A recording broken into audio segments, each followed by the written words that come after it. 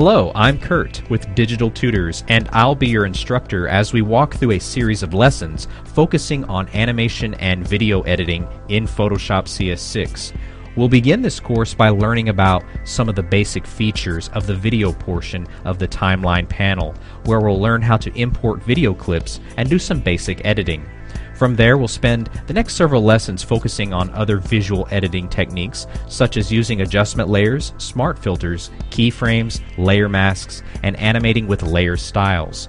We'll also take some time to navigate the frame animation portion of the timeline panel, in which we'll explore animating some mouth expressions. Finally, we'll cover the timeline's export settings and how to fix possible broken file links.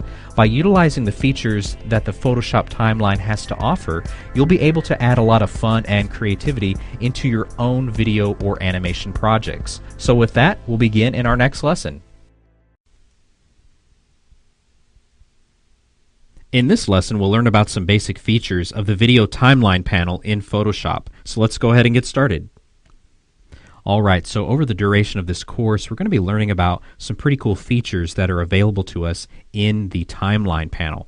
So to get to the timeline panel, we want to come to the top of our interface here and click on Window. And towards the bottom of that drop-down menu, you'll see where it says Timeline. Let's go ahead and click on that. And we're now taken to our timeline panel here towards the bottom of the Photoshop interface. So let's say we want to import a video clip. Well, we can click on this little film strip button right here, and we have the option to add media.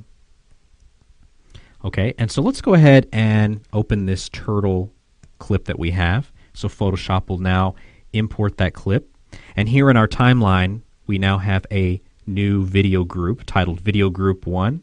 And there we can see our turtle clip on that row right next to where it says Video Group 1. So we could click play if we wanted to play our clip, or we could drag our current time indicator right here to scrub through the clip.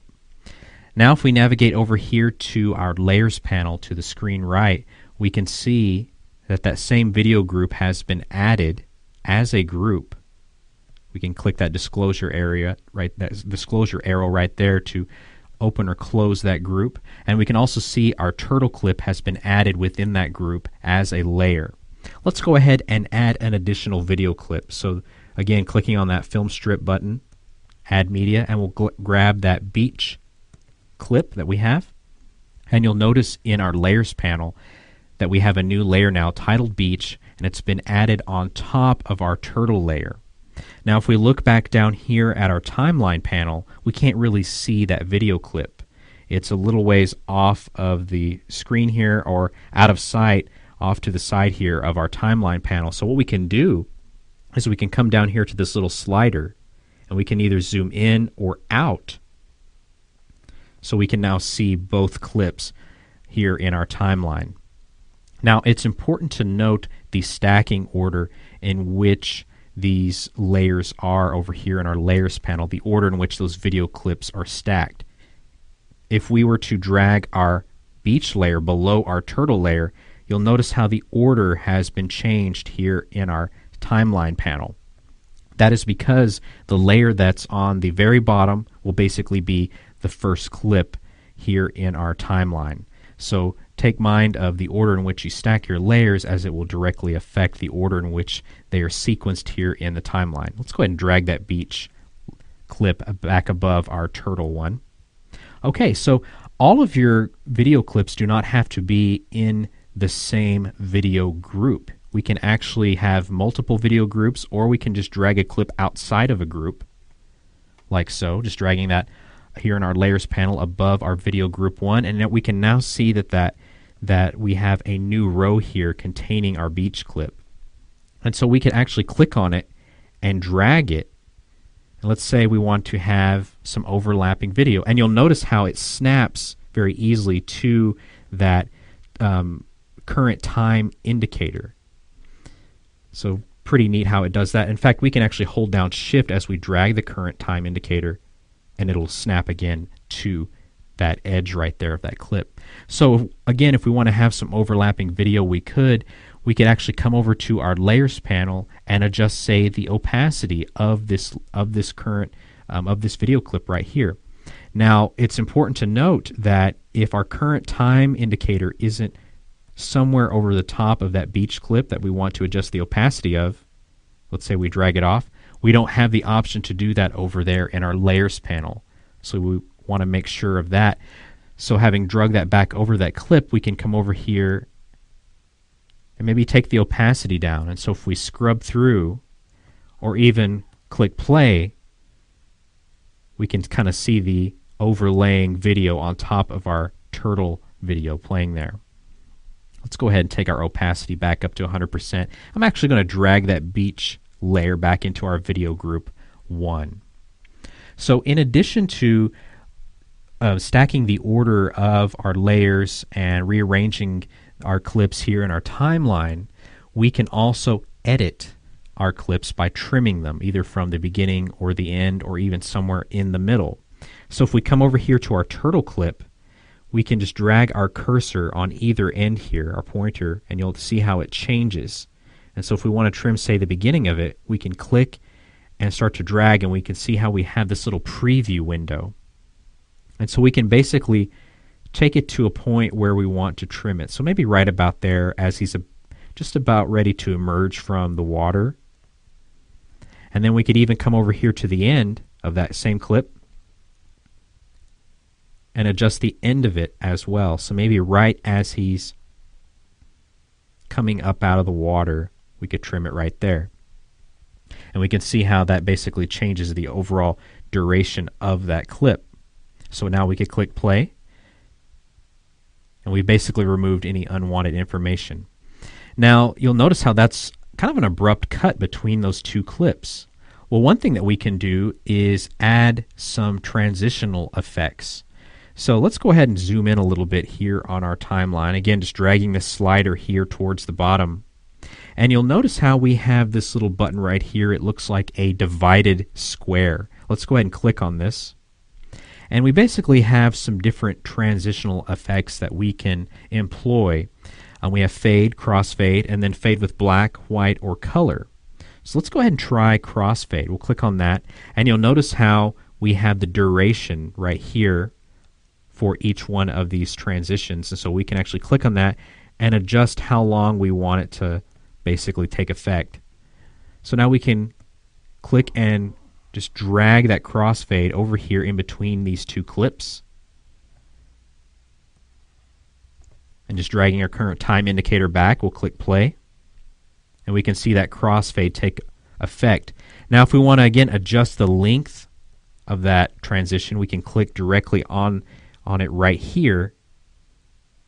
And we can either shorten it or lengthen it very easily.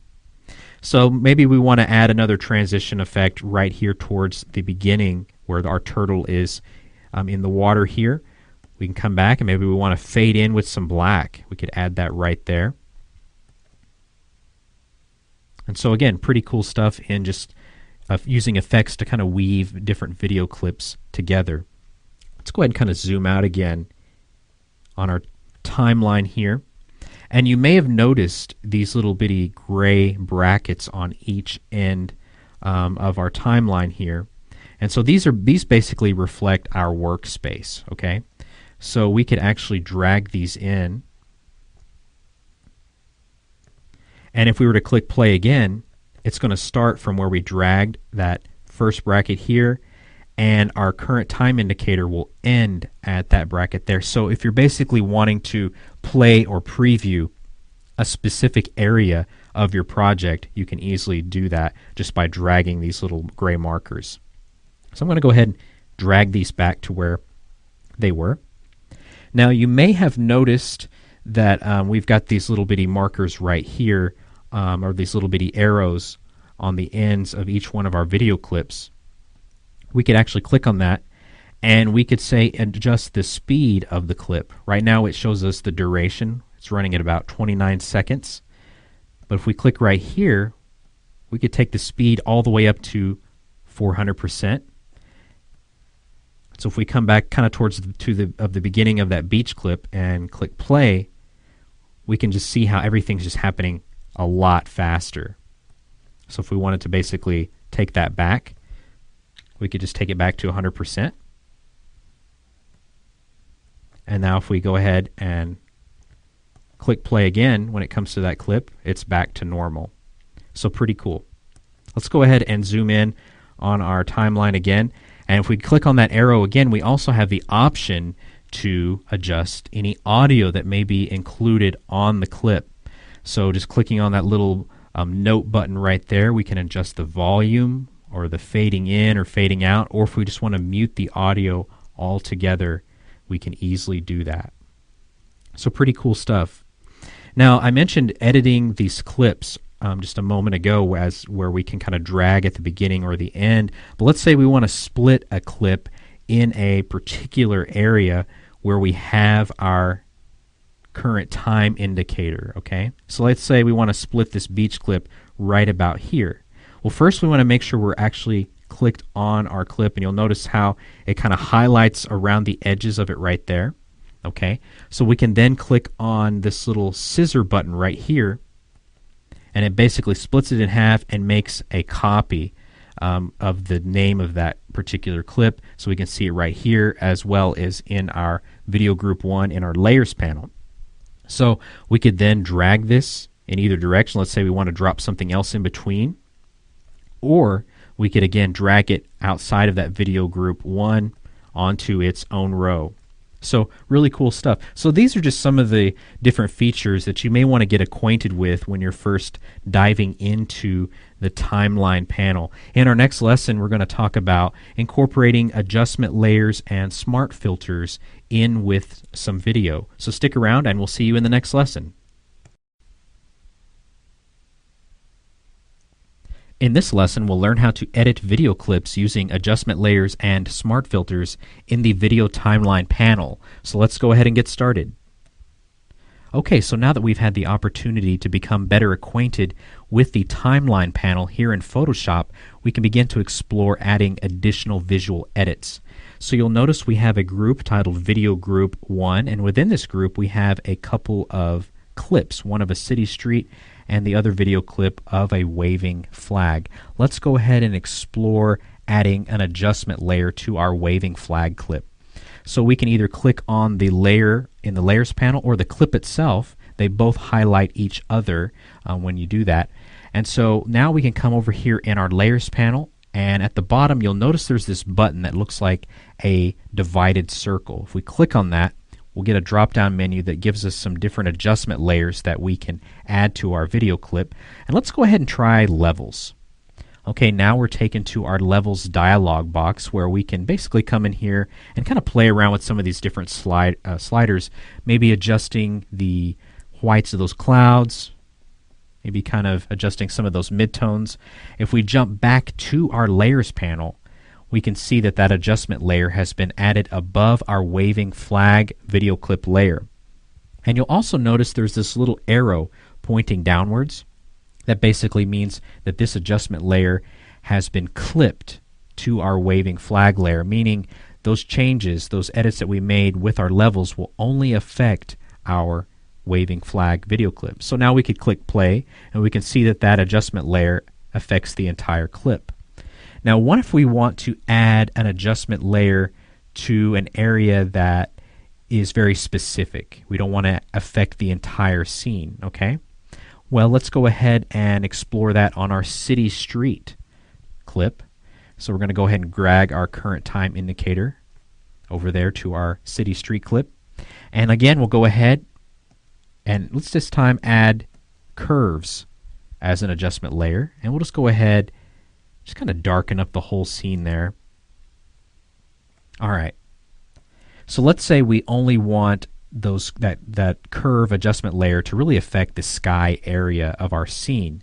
Well, you'll notice that these adjustment layers come with a mask, all right? And so we can basically mask out areas that we don't want the adjustment layer to affect. So we can very easily grab our brush tool over here in our tool panel and making sure we have black as our foreground color, using just a soft round brush in this case, we can begin to mask out areas that we don't want those curves to affect.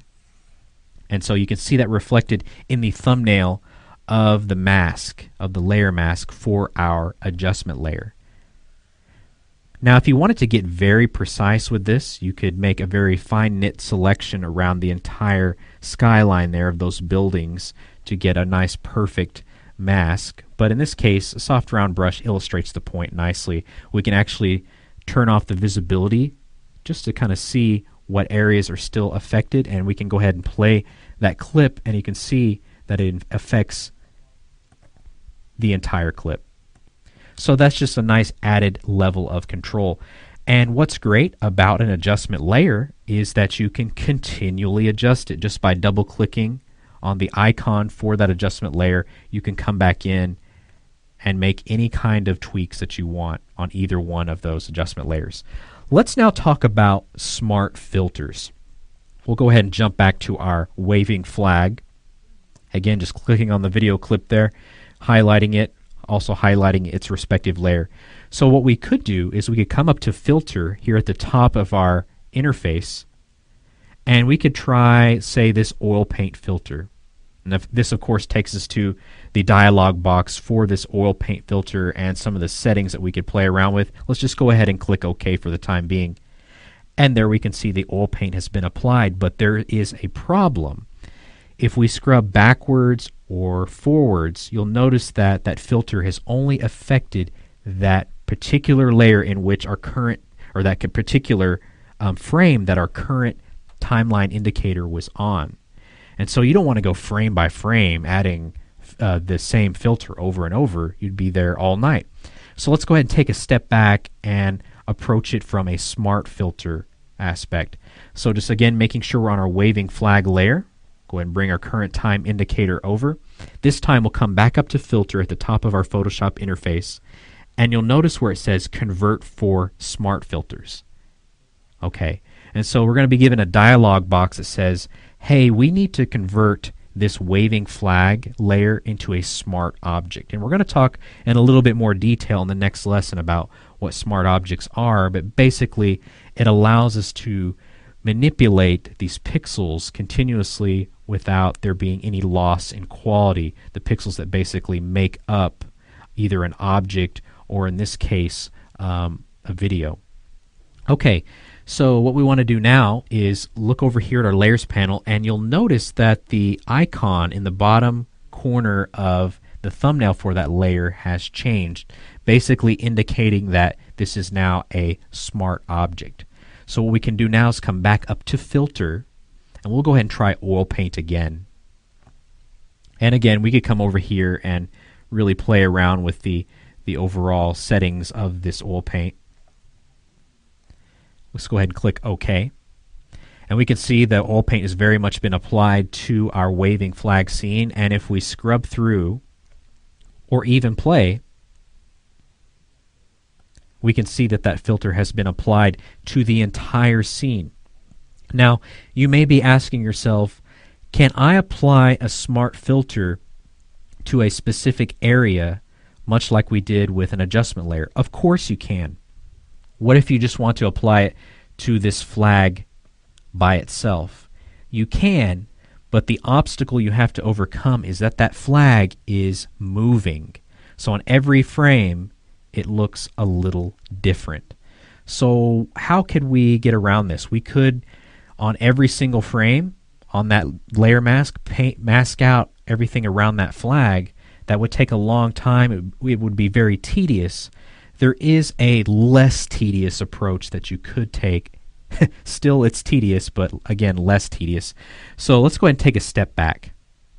Okay, so our waving flag layer there. So what we can do is grab our quick selection tool over here in our tool panel. And the quick selection tool generally does a pretty good job of selecting the information that I want it to select. In this case, it should work very nicely, given that this flag just stands out very nicely against its background. So once we've made that selection of the flag, we can right-click within the selection, and then we can go to Layer via Copy. Okay. And so what this does, if we zoom out on our timeline, is it adds a copy of just that selection, just that flag, to our video group 1. Now what we want to do is drag the layer for that copy out of video group 1. Then we're going to drag it and it'll snap to our current time indicator. And then we want to scale it down, or trim it down rather, until it's just one frame. Basically, it's just on that one singular frame. So I'm just zooming way in there to see that. Now what we can do is add that oil paint filter. In this case, it's really not necessary to make it a smart object. You can if you want to, but we'll just go ahead and apply oil paint again. And so we can see on that one frame, that oil paint is being basically taking place there, and it's just happening on that copied selection. Let's zoom out here. And so what you could do is just continually repeat this process. Again, it would take a long time, but it's easier than having to constantly erase on the mask. So if we come back again one more time to our waving flag layer, we could grab, again moving forward, again to the next frame, we grab our quick mask tool and just do the same thing. Make a selection of the flag, right click, layer via copy, and we want to pull that copy out of group 1. Let's zoom way out. We'll bring that over to where it snaps to that frame in which we made the copy, and then we'll trim it all the way down to where it's just on that frame, and then we'll add oil paint once again. So you can see how we already have a couple of frames where we have that oil paint that oil paint filter taking effect.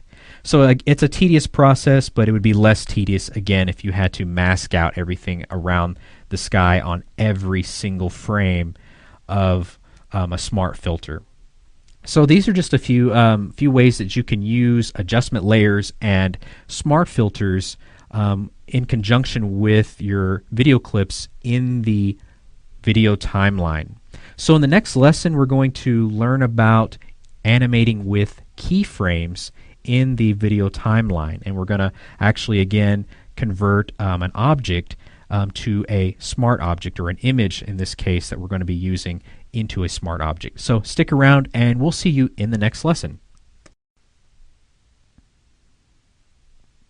In this lesson, we'll learn how to animate a layer using keyframes in the video timeline. So let's go ahead and get started. Okay, so here we have the two clips from lesson 2 of our turtle swimming and of our beach scene. And if you recall, I trimmed down that turtle clip and we also added some nice transitions on both clips. So what we'd like to do is continue to add some visual interest to our little tropical themed video project by animating in a logo. And so you may have noticed we have a clip right here titled Logo that sits above our video group 1 in our timeline panel. Let's go ahead and turn on the layer for this clip in our layers panel, turning on the visibility of that, and we'll drag our current time indicator over that clip. And so this is Papa's Surf Shop, created by our own Eddie Russell. And I'd like to animate this logo, having it starting out kind of small and then just getting larger over time.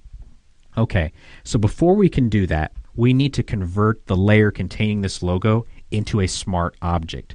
So let's go ahead and do that first. So I'm just going to right click on the layer titled Logo, and we're going to go to where it says Convert to Smart Object. And we can see that a little icon has been added into the thumbnail of that layer, indicating that it's now a smart object.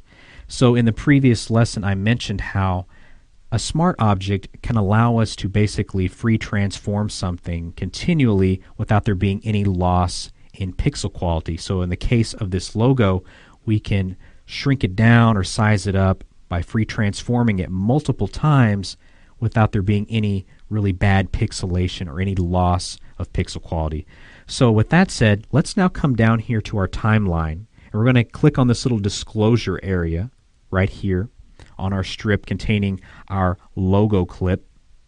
And you'll notice how we have some different options here.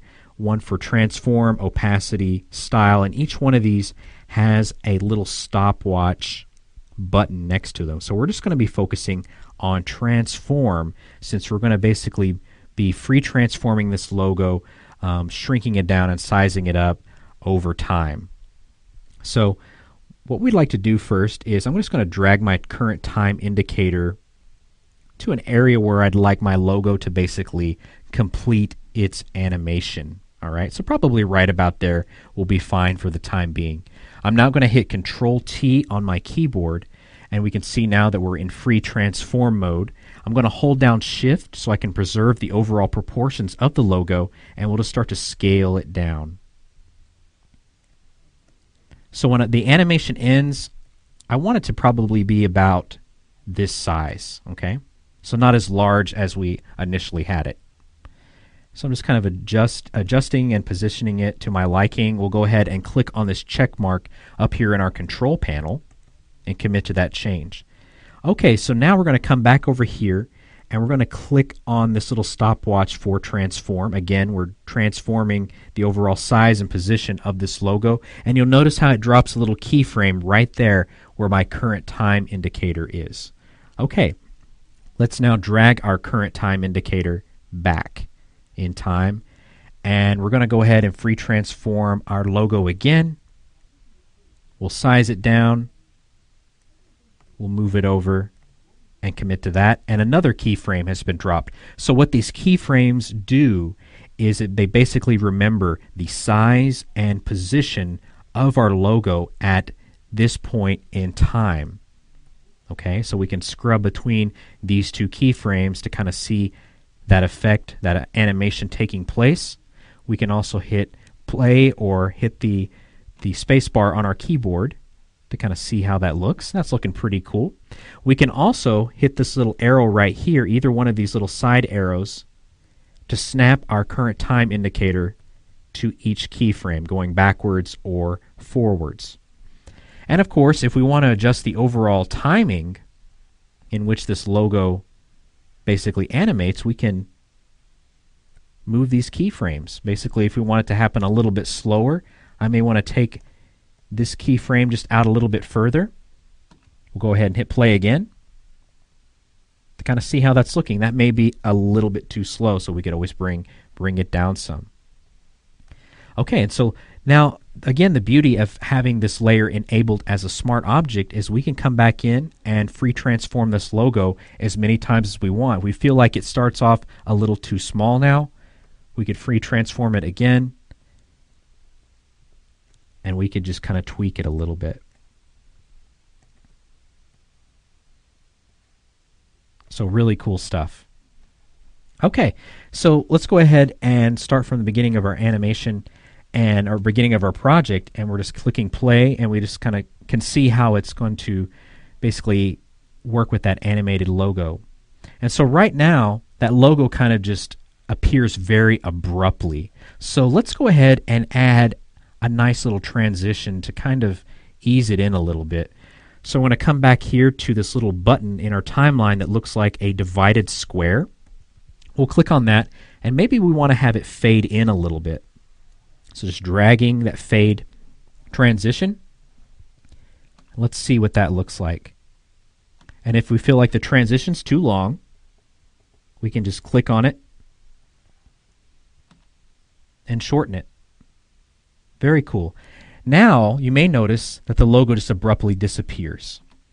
That's because of the length of this clip, right, that contains our logo. So what we can do is very simply extend it out. So just kind of hovering our cursor over the end, you'll notice how it changes. And so now our logo will remain on the screen until the end of the entire project as it plays all the way to the end. Okay, so really neat. So what we'd like to do in the next lesson is continue finishing out this little project here. We're going to add another level of visual interest to our logo itself. We're going to explore how we can incorporate a layer mask with our logo and use another video clip in with the logo. So stick around and we'll see you in the next lesson. In this lesson, we'll learn how we can use a layer mask to mask out a section of video to be played in our project. So let's go ahead and get started.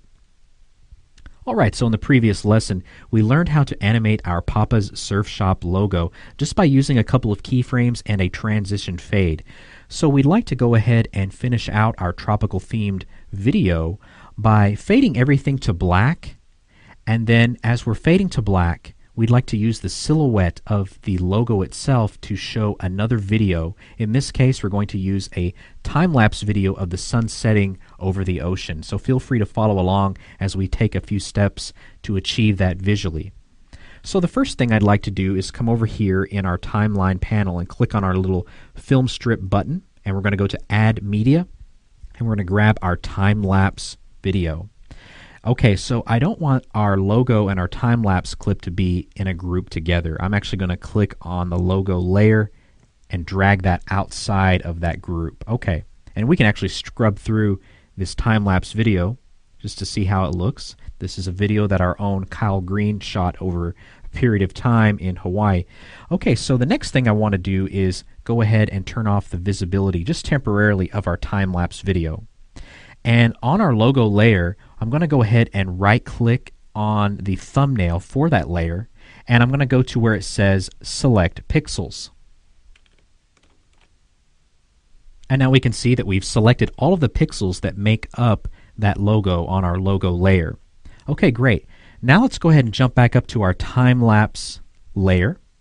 Okay, and we're going to go ahead and hit this little button down here at the bottom of our layers panel, and that's going to allow us to add a layer mask. And you can kind of see how it basically is using now the silhouette of the logo, and we can see within that silhouette our video of the time-lapse sunset.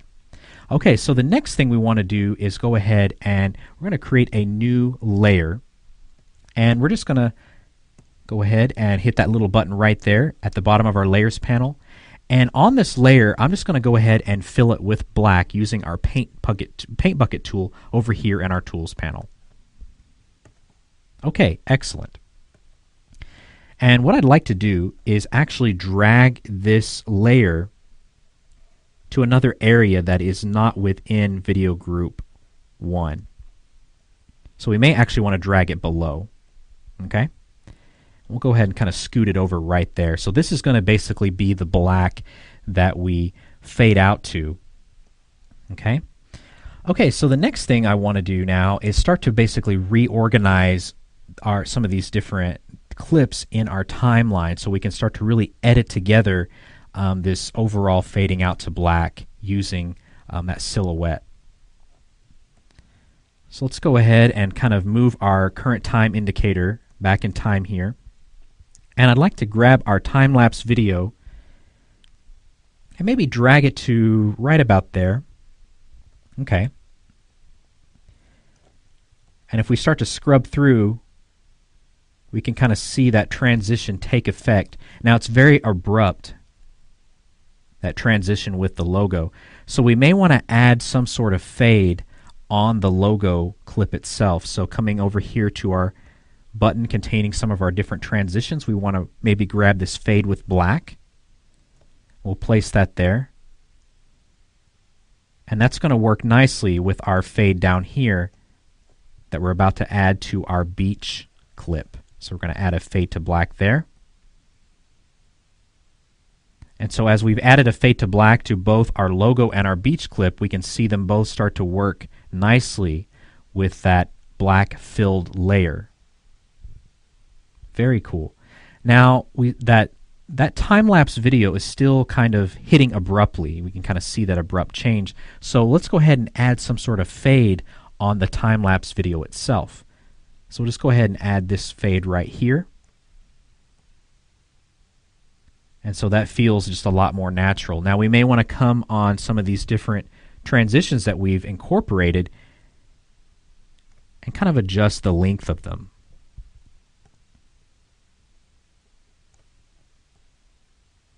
And so now that we're doing that, I'm just kind of coming back through, grabbing my current time indicator, and just kind of scrubbing appropriately. So we can go ahead now, and we'll actually start from the beginning. We can hit play, just so we can see how everything is now working together. Very cool. So now let's go ahead and have a look at the final rendered video. Even when we preview it here, it's not going to play it completely at full speed to where it looks just nice and fluid. So let's have a look at the final rendered video. And so once we have our video up, we can just go ahead and click play. And we can watch the whole thing together. So there we have our logo, and then a nice transition. And so using that mask worked out very well. Just masking out that logo and then adding that video in there of the time-lapse sunset worked very nice. So this final rendered video is actually included in your reference files if you want to go ahead and play that and have a look at it as well. And feel free to come in here and make any kind of additional changes to this project. You may want to take it and push it even further using masks and just coming in here and using different keyframes or different transitions, or you may have some additional footage yourself. But again, I encourage you to really experiment with a project similar to this. In the next lesson, we're going to go ahead and change gears and explore how we can use layer styles, how we can animate with layer styles in the video timeline panel here in Photoshop. So stick around and we'll see you then. In this lesson, we'll learn how to use the video timeline panel to animate with a layer style. So let's go ahead and get started. Okay, so we're going to start off just with a background that I've filled in with gray. So we can see we just have our background there in our layers panel. And so we're going to be using a layer style to animate some text. So with that said, I'm going to come over here to my tool panel and I'm going to grab our text tool, and I'm going to be using white as our foreground color to start off with. So with our text tool, I'm just going to make a selection here on our background. Once we've made that selection, we can see that reflected down here in our video timeline panel. This is basically where we're going to animate our text. So let's go ahead and type DT for Digital Tutors, and this font is basically the font used for the most recent Tron film. It is included in your reference files. It's free to distribute as long as you include the text and README files. Okay, let's go ahead and commit to that change. I actually may want to go ahead and just center that. Okay, so what can a layer style do for us? Well, we can use layer styles to basically add some really cool effects and really change up the visual appearance of whatever we have on our layer, whether it's text or an illustration or a sketch or what have you. So to get to our layer style dialog box, we'll double click on the layer containing our text in our layers panel, and here we have our layer style dialog box. So let's go ahead and change up this text just to look a little bit more visually interesting. So we'll just kind of move that over there just so we can see everything. So I'm going to go ahead and start off with a gradient overlay. We can kind of see these changes start to take effect as we start to click on some of these different effects here. And for the style, let's go ahead and switch that to reflected, and we'll come in here to gradient. And basically what I've already prepared is I've taken this gradient and I've just changed the colors and I've saved it right here. This gradient will also be included in your reference files. And feel free to change the colors if you want to. Easily you can just tap on each one of these little boxes right here to go in and change the colors. So let's go ahead and click OK. The next thing I want to focus on is bevel and emboss. Okay, so let's go ahead and change up a few things to really push the overall visual appearance of our text. I'm going to start with technique here. Let's change that to chiseled hard. Okay, and now let's really emphasize that by increasing the depth. I might want to go with about 140. And then let's also go ahead and change up the size. So for the size, I may want to go ahead and take that up to like 10. And so we can kind of start to see a visual change taking there. And then we may want to soften that edge just slightly. We'll take that to 1. We can kind of zoom in there just to kind of see how that's looking. Okay, great. I also want to turn off use global lights. I want to uncheck that.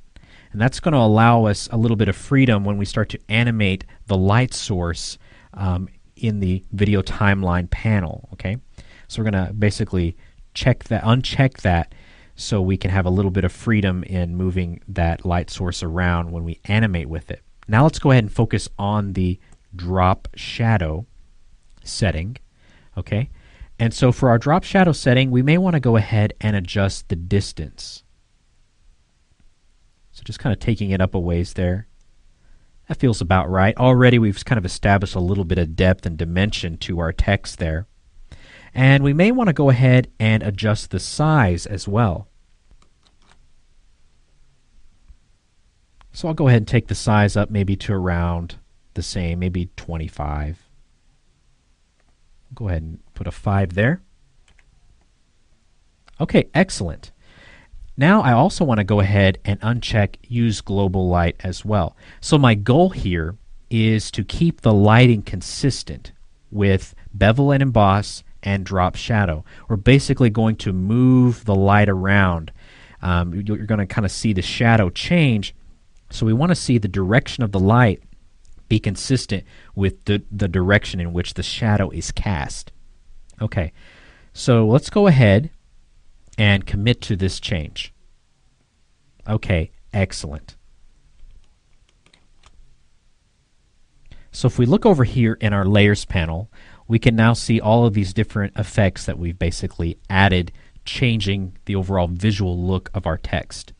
Okay, so now let's go down to our Video Timeline panel, and we're going to click on this little disclosure arrow right here next to where it says DT. And we've got these different options down here: transform, opacity, style, text warp. Now we've used transform when we basically transformed and animated our little Papa's Surf Shop logo. And again, we're just going to be using keyframes. A keyframe is going to remember basically the information that we have. In this case, we're going to be using the little stopwatch button for style. So if we click on that, that drops in a keyframe. And so it's going to remember the current state of our logo here. All right. So now what we want to do is basically move forward in time just a little ways. So probably right about there. Okay. So what we want to go ahead and do now is go back into our Layer Style dialog box. So we'll go ahead and come back over here to our Layers panel. We'll double click on the layer containing our text. We're going to go back to Bevel and Emboss. And we're going to come over here to where it says Shading. And I'm going to go ahead and change the direction of the light to about negative 135. And we can see that basically take effect right there. Okay? Very good. Now let's go ahead and jump to Drop Shadow. Okay, so we'll go to Drop Shadow. And we're going to change the angle of the light to basically the exact same thing. So we may want to go ahead and just type that in. I want the lighting and everything to be consistent so that the shadow is cast accordingly to where it matches up with the direction of the light as we animate. So let's go ahead and commit to that change, clicking OK. And you can see that another keyframe has been dropped in place. So if we just kind of scrub through that, we can see that change basically taking place. We can even click play. And that's looking pretty cool. Now let's go ahead and push our animation even further. So what I want to do is have a nice fade in from black as if the light is basically hitting this text, okay?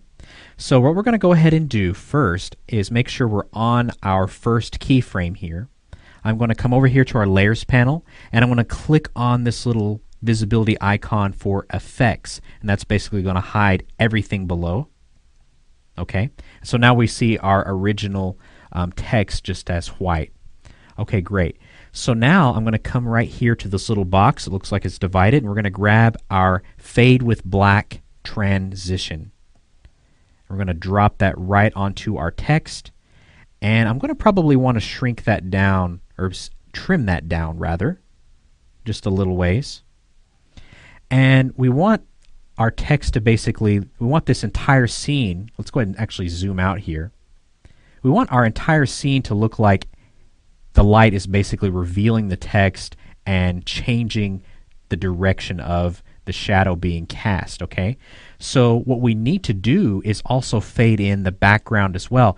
So we have our default background, and that's not going to show up in our timeline at all. So what we actually need to do is come over to our background in our Layers panel. We'll right-click, and we're going to go to Layer from Background. So once we do this, we'll just go ahead and let it say Layer 0. We can see that added into our timeline, okay? So now we can come back to our transitions. We'll do a fade with black. I'm going to go ahead and bring that to where it's pretty consistent. So I'm just kind of snapping it to my current time indicator so they're both pretty consistent there. And so now if we play, we can see that nice fade in. So very cool. Now, just previewing it like this, we don't really see it at its full true speed. So let's go ahead and bring up the final rendered video for our animated text. And so with our final render video up here, we can go ahead and click play.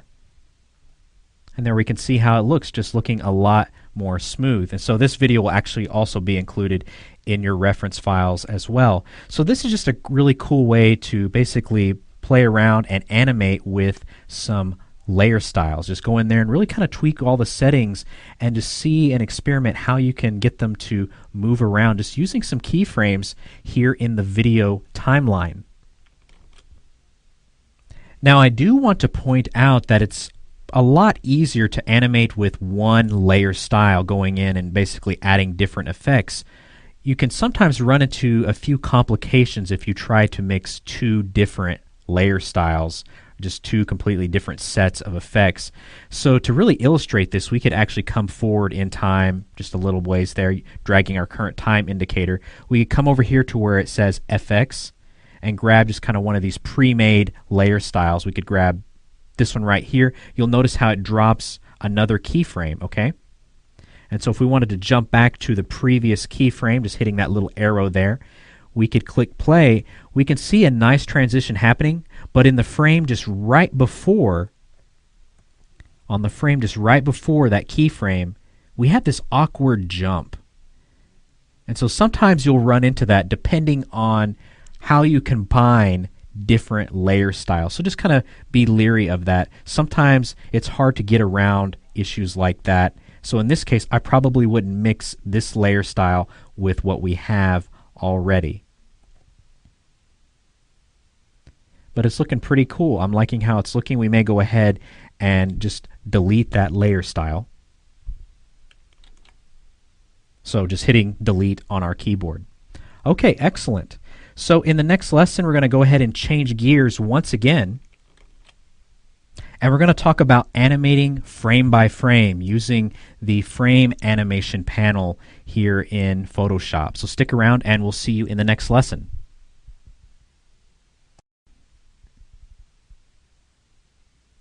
In this lesson, we'll explore how we can animate using frame animation in the timeline panel. So let's go ahead and get started. Okay, so up until this point, we've been using the video timeline panel in all of the previous lessons. We're going to go ahead and shift gears and switch to the frame-based timeline panel. So to switch from the video timeline panel to the frame-based timeline panel, we can come down here to the bottom screen left of the panel, and you'll see this button that looks like three little lined up squares. So we can go ahead and click on that, and now we can see that our timeline panel has completely changed. So if you're also starting a new document, like if we came up here to File, went to New, and you already had your timeline open, by default, it's going to be set to Create Video Timeline. However, if you want to go straight into frame-based timeline, you can go to that little arrow right there, and you can switch it to Create Frame Animation. Okay. So what we're going to be doing is basically animating this little guy here, this character, animating some phonemes, or basically animating some different mouth expressions. Now, if you want to know more about phonemes, I have an entire course where we go through and create all of these different mouth expressions, all right? And so these different mouth expressions or phonemes can basically be used to sound out all different kinds of words. And so you could basically take this approach and lip sync a character like this to some spoken audio. All right? So I don't recommend using the frame-based timeline panel for video at all. I would stick to the video timeline panel. But for something like this, you could very easily do lip sync audio. You go just going frame by frame. Okay? So let's go ahead and talk about how these frames work. So each frame is basically going to record whatever is visible over here in the layers panel. So when I say visible, whatever we have a little eye turned on next to. So if we turn off the visibility of that layer just by checking on that eye, we can see that reflected in our initial frame there, okay? And even if we checked off the background, again, we can see that reflected. So it captures whatever we have visible. So we're going to make sure that we only turn on the visibility of the different phonemes that we want to basically sound out the word hello. Okay, so we're going to go ahead and start with just the rest pose, kind of the huh or the H sound in hello. To make a new layer, we'll come right here and click on this button. And again, it's recording what's visible. So this time I want to go ahead and choose a different phoneme. We're going to go with E. And then we'll go ahead and just continue making additional layers, adding kind of the smaller E there. We'll make another layer to drop in the L. And then if we don't want that L, we can go ahead and try that one. And then we'll switch that one. So kind of having two different L's there to kind of make a nice smoother transition of the tongue movement there. Okay, we'll make a couple more layers and basically work in the O, kind of the big O, and then kind of the smaller O, all right? And then we'll do kind of a rest pose, or not a rest pose, but rather kind of a neutral pose where his mouth is basically closed.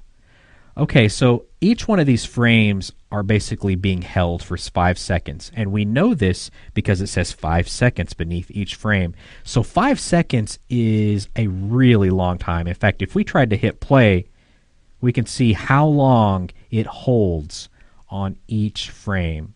And so that's a really long time, definitely not fluid animation. So let's go ahead and click stop.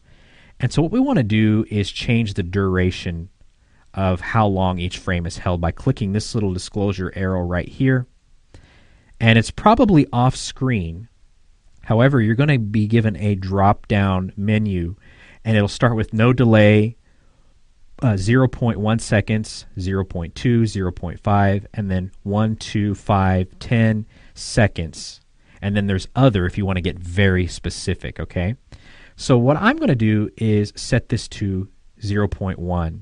And in fact, if we wanted to set all of these to 0.1, I could basically click on this first one, then hold Shift, click on the last frame, then click on any one of these disclosure arrows and set them all to 0.1 seconds. So now if we played our animation again, it feels a lot more fluid. And at this point, we can really start to adjust the overall timing and speed of different frames to really fine tune it. So we may want to come over here to say frame 5. We'll set that to no delay, so it's just 0 seconds. And we may even want to do that to the very last frame. And then we can kind of play it again, and it just feels a lot more fluid.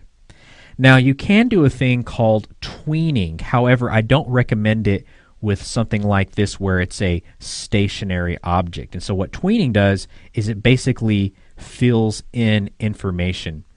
So if we came over here to say our third frame and we wanted to make a tween, basically add in additional frames to make a transition, we could then click on this little button right here, and you'll notice how it looks like a series of circles kind of fading out.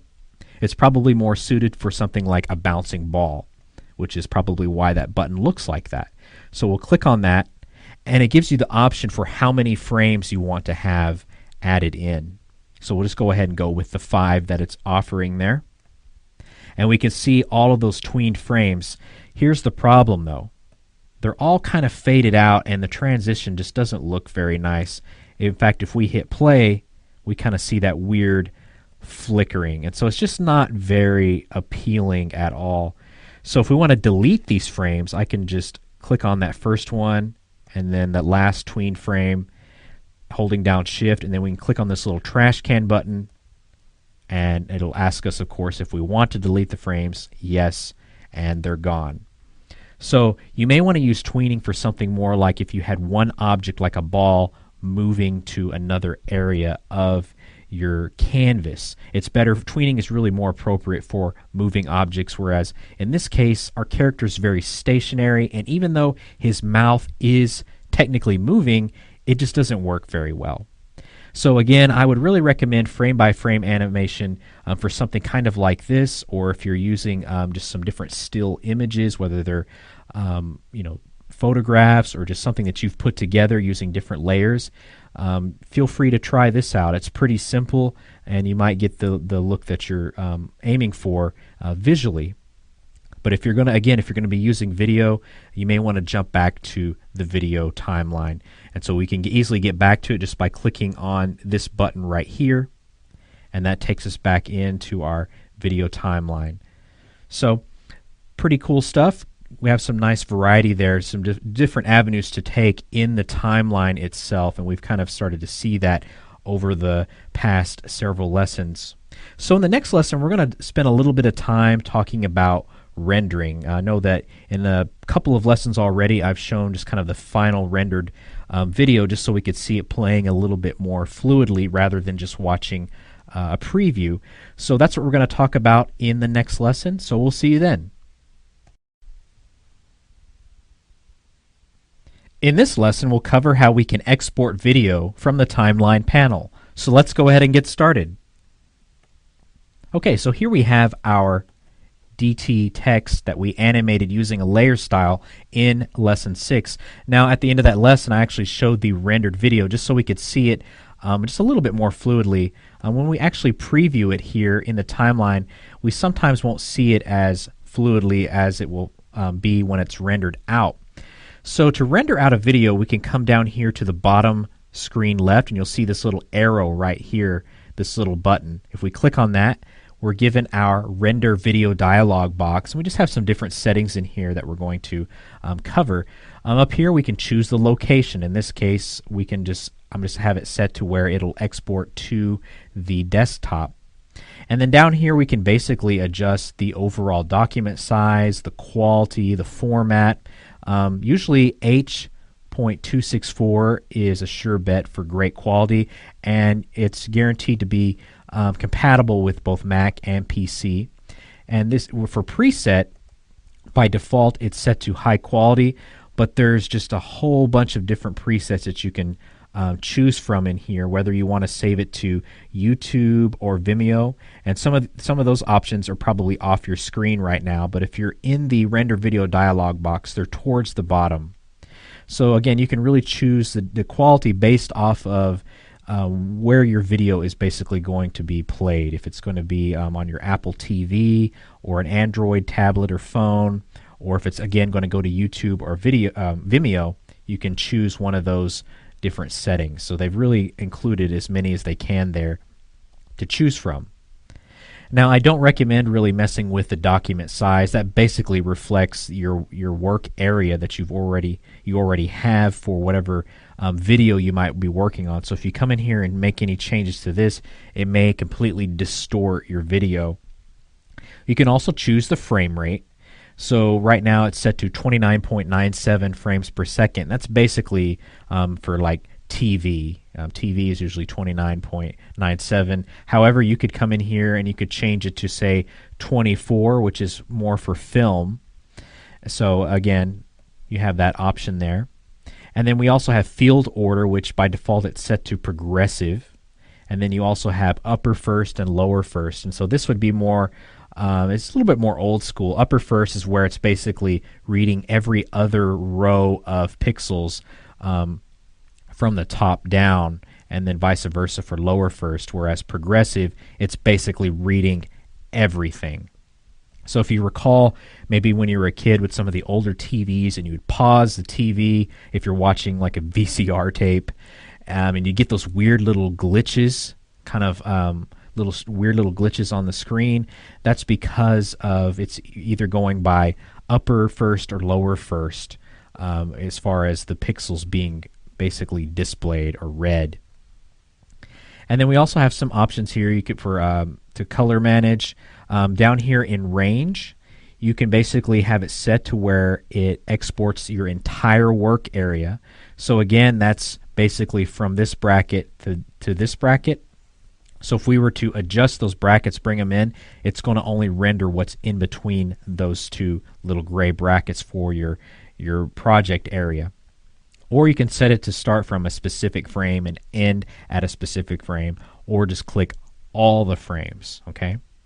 And of course, if you're working in 3D, which we really haven't covered any 3D in this course, but it seems that we have some options down there as well. So there's quite a few options just here to pick from. You probably will want to really focus on frame rate and presets. I would leave it at H.264. That's usually, again, a pretty good sure bet to go with as far as it being compatible if you're transferring your video from a PC to a Mac or vice versa. And then, of course, again, we have a lot of different presets to pick from. So these are just some different options that we have to pick from here. We'll go ahead and leave them at their current settings, and all we have to do now is hit render, and it'll start to render out our video. And in this case, it's saved as an MP4. And so just bringing up our video here, we can just click play. And there we can see. And so this particular video is 1280 by 720, which is basically our work area. If you want to check your work area while you're working on whether you're animating some text, in this case, using animating some layer styles, or if you're working on video, just come up here to image and go to image size, and it'll tell you right here in your dimensions. You can see it's 1280 by 720, and then you can also see it just as a document size here as well. All right, so in the next lesson, what we're going to talk about fixing some broken project links that you may run into, especially if you're using a lot of different videos or other media in your timeline project. And so we want to kind of address that in case there's any kind of confusion, especially with the project files that are included in this course. So stick around, and we'll see you in our next and final lesson.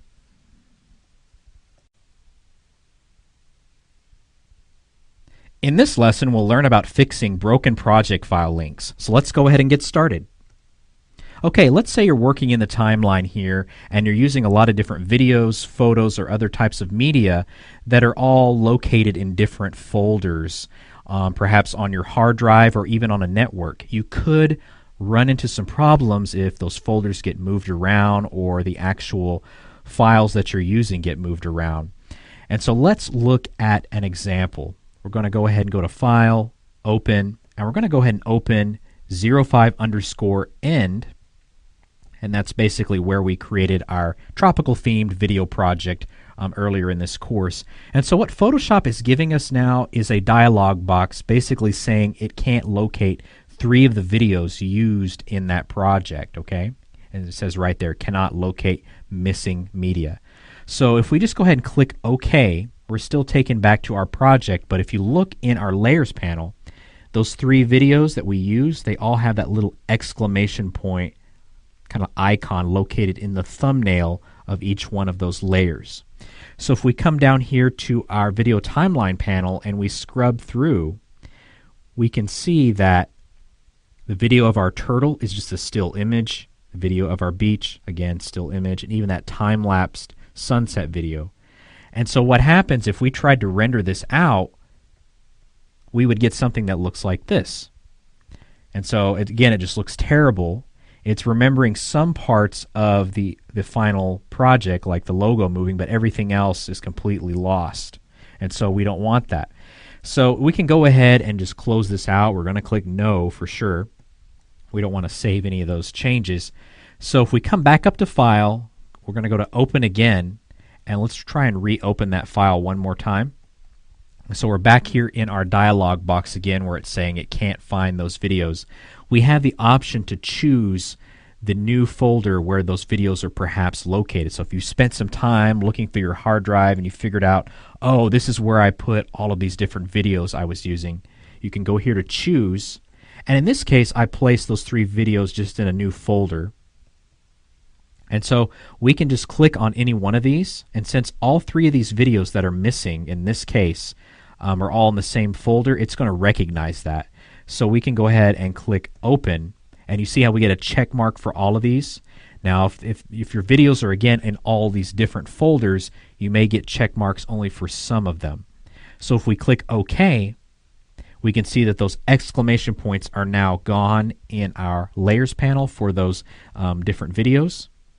And if we scrub back through our timeline here, we can see that everything has been restored to its original state. So it's just something to keep in mind as far as your workflow. I personally like to just gather all of the media that I'm going to use and just place it into one folder.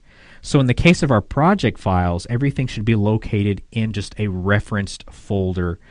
So everything that you will need will be in that folder. So if you run into a problem where you're getting that dialog box, locate that reference folder and source from those different files that you need depending on what project file or what lesson that you're on. So thanks for watching this course. I hope you found it useful. Again, the timeline in Photoshop is pretty cool, whether you're working in the video timeline panel or just the frame-by-frame, frame-based animation panel. While it's not as extensive as something like After Effects, you can still do some pretty cool stuff, like our little project that we created here. So thanks for watching, and we'll see you next time.